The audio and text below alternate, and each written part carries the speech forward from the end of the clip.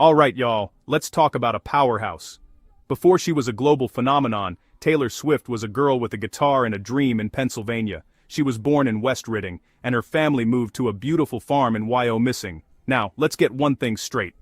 She wasn't exactly a rags to riches story. Her dad, Scott Swift, was a successful financial advisor for Merrill Lynch, and her mum, Andrea, had a background in marketing. This meant they had the resources and the know-how to support their daughter's ambitions, which is a blessing not every artist gets. They saw her passion and talent and decided to go all in on her dream. That big bet involved a major life change for the whole family. When Taylor was just 14, they picked up their lives and moved to Hendersonville, Tennessee. Why? To get her closer to the heart of country music, Nashville. This wasn't just a whim, it was a calculated business move, a strategic relocation to place their rising star in the right orbit. It showed incredible belief in her abilities and a sharp understanding of the industry. It's one thing to pay for guitar lessons, but it's another thing entirely to move your entire family to a new state to chase a recording contract. That's next-level support. Once in Nashville, Taylor's talent and her family's strategy paid off fast. At only 14, she became the youngest artist ever signed to a songwriting deal with Sony ATV Music Publishing. Think about that for a second. While most of us were stressing about high school algebra, she was in boardrooms writing professional songs. A year later, she signed her first record deal with a new label on the block, Big Machine Records. Her self-titled debut album dropped in 2006, and with the hit single Tim McGraw, the world was officially introduced to Taylor Swift, the country music sensation, who wrote songs that felt like they were pulled right from a teenager's diary. This early part of her story is the foundation of everything that came after. It wasn't just about raw talent, though she has that, in spades. It was about a combination of that talent with a strong support system, a bit of financial stability, and a fearless, strategic approach to building a career. The family didn't just hope for the best, they made a plan, took a risk, and executed it perfectly. They were playing checkers while everyone else was still setting up the board. This calculated beginning set the stage for one of the most successful careers in music history, showing that the first deal you make is the one you make with yourself and your closest allies. One of the most iconic images of Taylor Swift, especially in her early days, is her standing on stage with a guitar strapped over her shoulder. That instrument wasn't just a prop, it was her partner in storytelling. She's inspired a whole generation of young people, especially girls, to pick up a guitar and write their own truths. Her connection to the instrument is authentic, and it's a huge part of her brand. She made playing the guitar look cool, accessible, and powerful, all at the same time. She wasn't just a singer. She was a musician, a songwriter, and a bandleader. And the guitar was her scepter. So, what guitars does she actually play? Y'all, she is famously loyal to Taylor guitars. No relation. Just a happy coincidence. You'll often see her with one of their beautiful acoustic models, like a Taylor Presentation series or a custom-built model.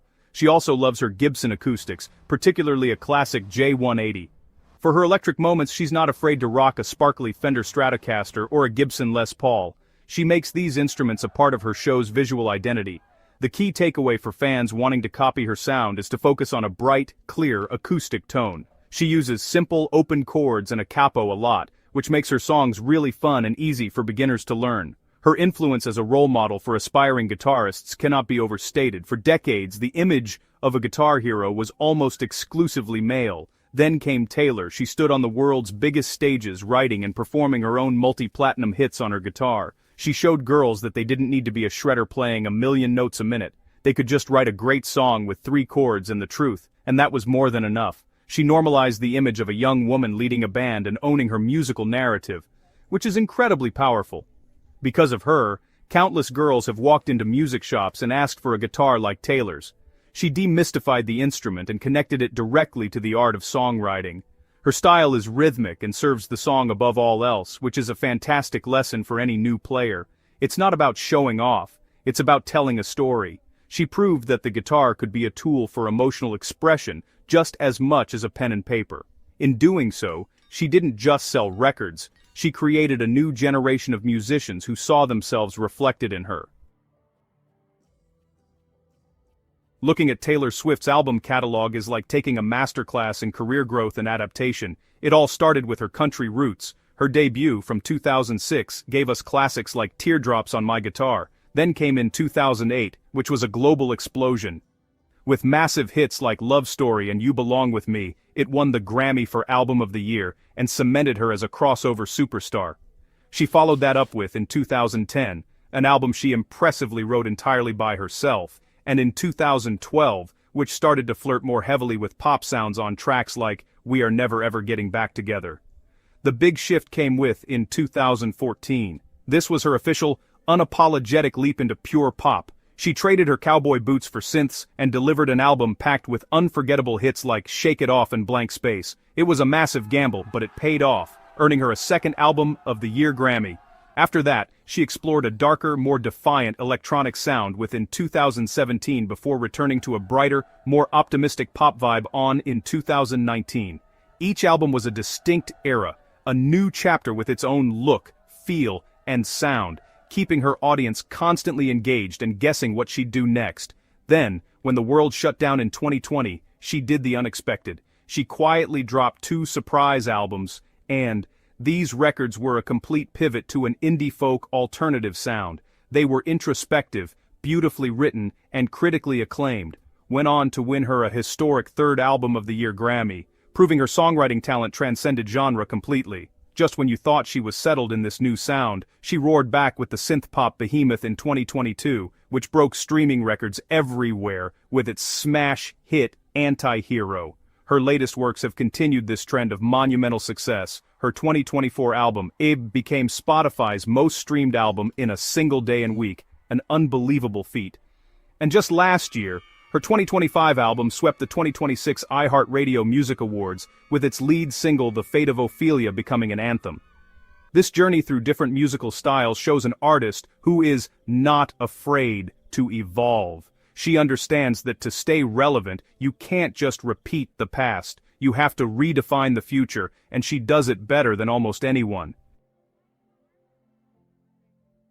In an age where streaming seems to dominate everything, Taylor Swift has made a powerful and very public stand in support of a music industry institution, the independent record store. She understands that these small businesses are more than just shops. They are community hubs for music lovers. They are places of discovery, where fans can connect with artists in a tangible way. While other superstars might focus exclusively on digital numbers, Taylor has consistently used her immense platform to drive her fans back to brick-and-mortar stores, and that's a really special thing. Her support isn't just talk, she puts her actions where her mouth is. She has served as a global ambassador for Record Store Day, an annual event designed to celebrate and support indie record shops. Her exclusive vinyl releases for the event are always among the most sought-after and highest-selling items, bringing a flood of customers through the doors. During the pandemic, when small businesses were struggling immensely, she took it a step further. She sent surprise boxes of signed CDs of her albums and to dozens of independent record stores across the country, free of charge, to help them generate revenue and excitement. The owners of these stores have been incredibly vocal about what her support means to them. For many, a visit from the Swifties on a release day can be the difference between a good month and a bad one. Her gestures create a sense of partnership and goodwill that is rare in the modern music business. It's a brilliant business move, of course, as it strengthens her grassroots fan base and fosters a deep sense of loyalty. But it also feels genuinely born from a love of music and the culture surrounding it. She remembers what it's like to be a fan, to hold an album in your hands and read the liner notes. This commitment to the physical format is a key part of her business strategy. While she dominates on Spotify and Apple Music, she also dominates the vinyl charts. She understands that for her most dedicated fans, owning a piece of the music is a vital part of the experience. By championing record stores, she's not just helping small business owners, she's nurturing a culture of music ownership and appreciation. It's a savvy, kind, and community-focused approach that shows a deep understanding of her audience and the ecosystem she thrives in. It's a deal where everyone wins, the artist, the fans, and the small business owner. When you talk about Taylor Swift's career, you just have to talk about her live shows. They are, honestly, legendary. She's always been an artist who tours extensively, and her concerts are, well, known for being these massive theatrical productions that sell out stadiums all around the globe. But, nothing could have really prepared the world for the Eras Tour. Kicking off in 2023, this tour wasn't just a concert, it was a 3-hour-plus celebration of her entire career. A journey through every single one of her musical eras. The demand for tickets was unlike anything the industry had ever seen before. This kind of unprecedented demand led to one of the biggest controversies in recent music history. In November 2022, when tickets for the North American leg of the tour went on pre-sale, the Ticketmaster website just, completely melted down. Millions of fans, many of whom had waited in digital queues for hours, were met with error messages, frozen screens, and exorbitant prices on resale markets. The situation was a complete disaster, leaving a legion of devoted fans heartbroken and, honestly, furious. It was a PR nightmare for the ticketing giant. Taylor did not stay silent. She released a public statement expressing her frustration and anger with Ticketmaster. She made it clear that she and her team had been assured that the company could handle the massive demand, and that she was, frankly, furious to see her fans go through such a terrible experience. This public criticism from one of the biggest stars on the planet put a massive spotlight on Ticketmaster and its parent company, Live Nation Entertainment. The fiasco triggered multiple lawsuits and even led to a United States Senate Judiciary Committee hearing to investigate the company's potential monopoly over the live event industry. Ultimately, the Eras Tour went on to become the highest-grossing tour in the history of music, the first to ever surpass $1 billion in revenue. It was a staggering success that really proved her incredible drawing power. But the Ticketmaster controversy was a powerful lesson in consumer advocacy and corporate accountability. Taylor stood up for her fans, using her platform to challenge a corporate giant. It showed that her relationship with her audience is a two-way street. She expects their loyalty, and in return, they get hers. It was a demonstration of how to handle a crisis by aligning with your people, not the powerful partner who let them down. One of the defining features of Taylor Swift's career is her fearless ability to change her musical style. She started as America's sweetheart of country music, with heartfelt songs about teenage life, but she refused to be put in a box. With her album Red, she began dipping her toes into the world of pop, and with 1989, she dove headfirst into the deep end, completely reinventing herself as a global pop icon. Then, just when everyone thought they had her figured out, she pivoted again to the quiet, introspective folk of Folklore and Evermore. It's a masterful display of artistic agility. Now, she's certainly not the first major artist to change genres. Music history is filled with legends who were famous for their reinventions. Think about the Beatles, who went from simple pop songs to psychedelic rock and studio experimentation, or David Bowie, who was the ultimate chameleon, adopting new personas and sounds with nearly every album.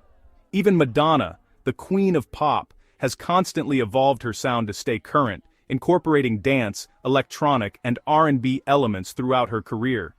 What makes Taylor's shifts so remarkable is the sheer scale of success she's achieved in each genre she's tackled. Each of her genre shifts has been a calculated and deliberate business decision, not just an artistic whim. By moving from country to pop, she didn't abandon her original audience.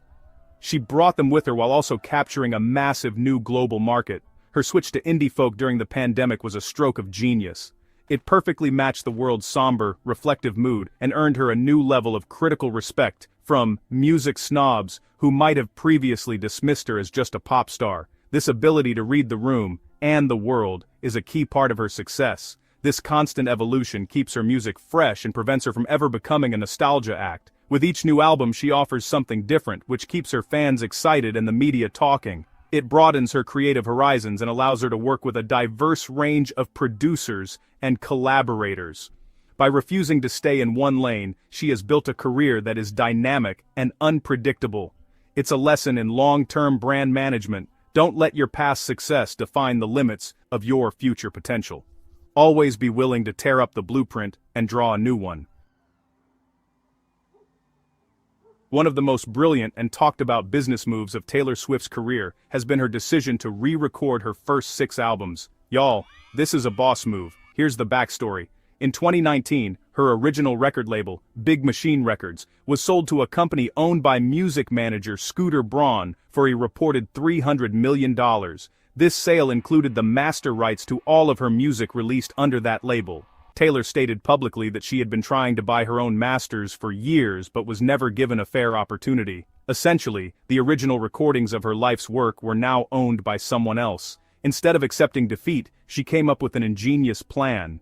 She announced that she would go back into the studio and re-record all 6 of those albums, from Taylor Swift to Reputation.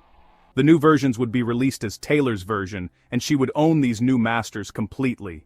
This was a revolutionary act in the music industry. It was a way for her to regain artistic and financial control over her own catalog. She was essentially creating a new, ethically sourced version of her own product, and asking her millions of loyal fans to choose her version over the old one. And her fans responded in a massive way.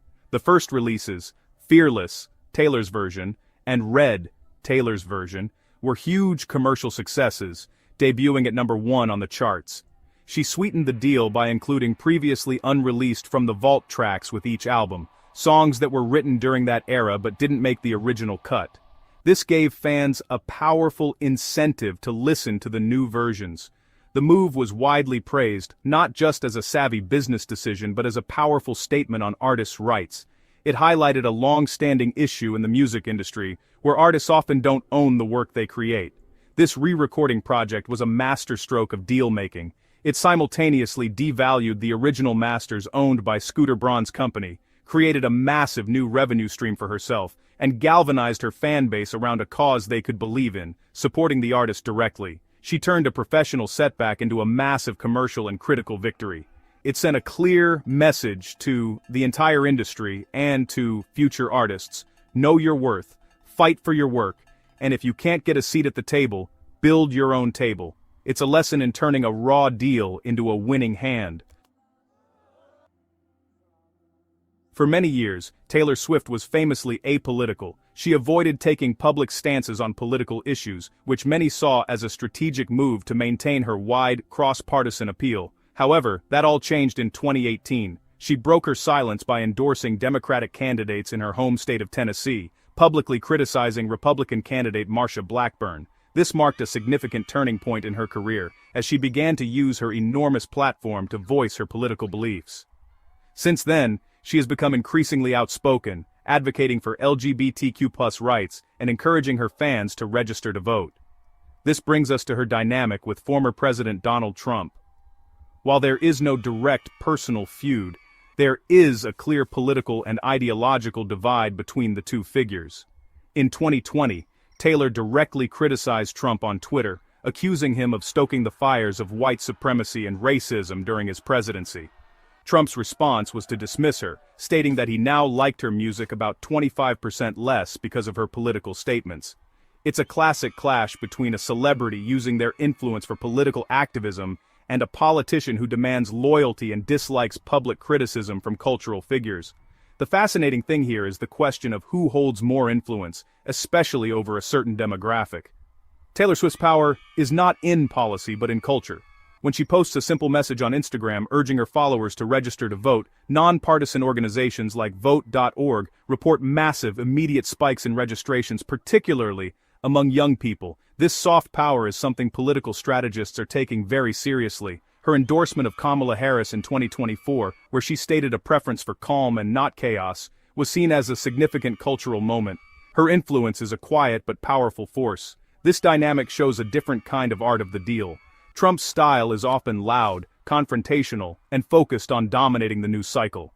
Taylor's approach, especially in recent years, has become more strategic and targeted. She picks her moments carefully. For example, when Trump's team used one of her new songs in a TikTok video in late 2025, she chose not to respond at all, starving the situation of the oxygen of controversy.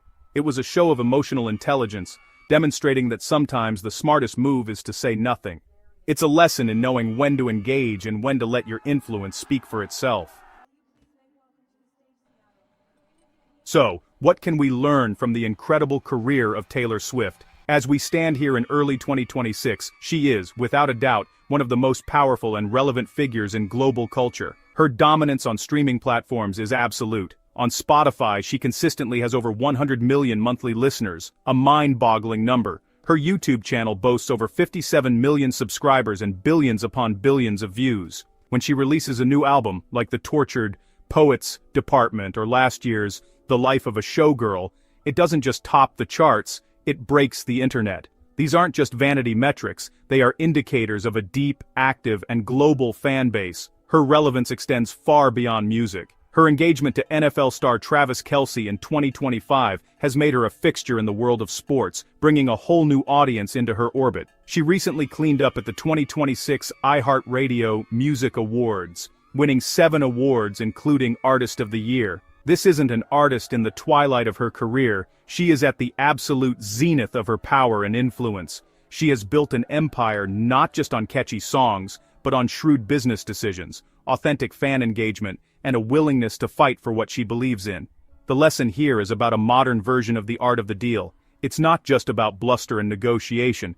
It's about building a brand based on authenticity and loyalty. It's about understanding your audience and treating them like partners. It's about knowing the value of your work and having the courage to walk away from a bad deal to create a better one for yourself. It's about being adaptable, evolving with the times, and using your influence not just for personal gain, but for causes you believe in. Taylor's career shows that true power comes from building a coalition of supporters who feel seen, heard, and respected. She has masterfully navigated the music industry, corporate giants, and even the political arena by being strategic, empathetic, and utterly resolute. She plays the long game, building a foundation of goodwill that has proven to be more resilient than any short-term win. Her story is a masterclass in business, branding, and the art of maintaining power in the 21st century. And hey, if you enjoyed this deep dive into the career of the one and only Taylor Swift, I would love it if you'd support our channel. Please hit that like button, and be sure to subscribe and ring that bell so you don't miss our next video. Thanks for hanging out with me today, y'all.